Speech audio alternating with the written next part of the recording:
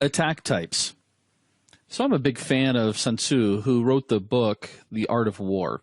And in it, he says, invincibility lies in the defense. The probability of victory lies in the attack. So the concept here is understanding your attack types. We're going to go through and take a look at several different attack types.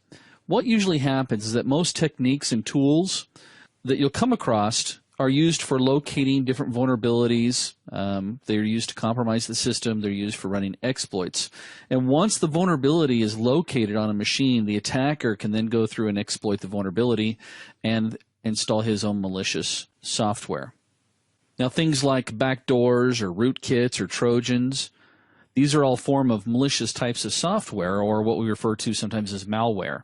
And malware gets installed on a pwned system after the vulnerability has been exploited.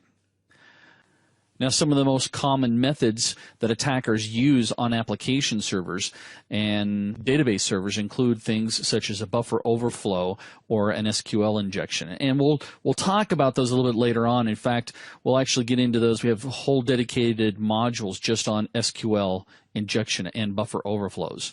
But what we want to do is go through and take a look at the different categories of attacks. The categories of attacks typically fall within the following 5 areas. An application attack, we'll take a look at that, discuss what it does.